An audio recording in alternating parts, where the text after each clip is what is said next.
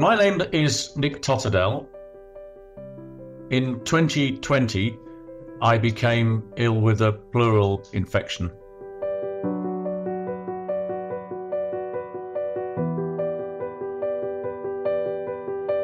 I got really quite ill in the night. I was coughing up blood and just feeling really bad with a high temperature.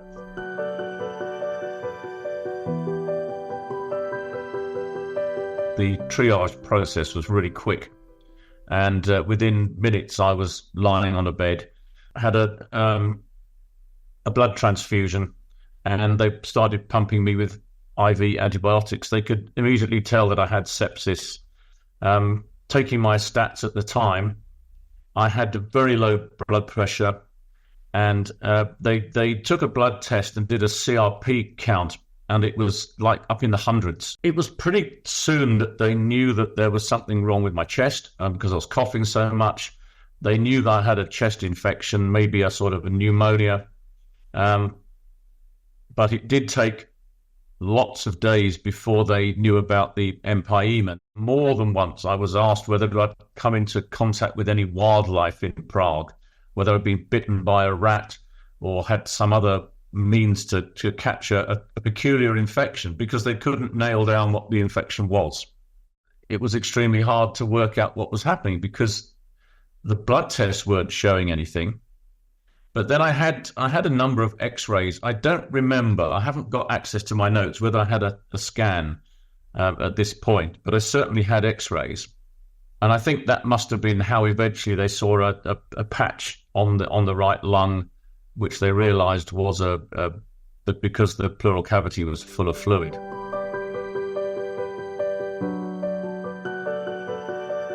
Then I was approached by some of the chest specialists who told me that there was a trial being carried out with the Sheffield Hospital in conjunction with, I think it's Oxford.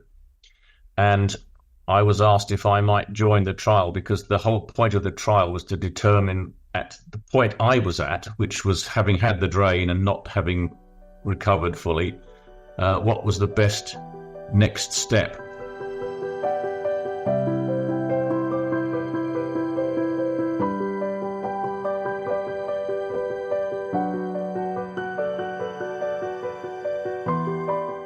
Well, the surgery was fine. It was all pretty straightforward. The only thing I do remember that was a bit weird was when I came round from the anaesthetic, it was like I was in a dream. I didn't really understand where I was.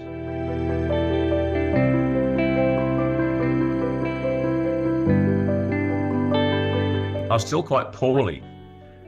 And one of the nurses came and did my observations, and she was a fairly senior nurse, and she immediately said, "I know exactly what's wrong with you. You've got atrial fibrillation, which has been as a result of your anaesthetic." And she then got the doctors to come and prescribe drugs to sort that out. But it was pretty unpleasant. I mean, I was quite ill from that as well.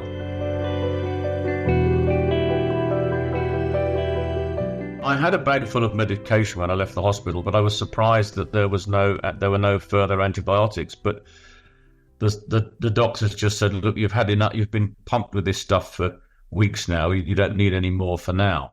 They were plotting this CRP count, and it was coming down and getting much lower, and they were pretty confident that would just continue to go down without any further antibiotics. I've still got problems with my chest. I haven't had any real repercussions, but I have, and it may be unrelated, but I have had pneumonia since and been back in hospital with that, and been diagnosed with bronchiectasis. I don't know how much these medical events have damaged my life or made me worse. I was glad that I lived near a hospital that had the facilities that the Sheffield hospitals have.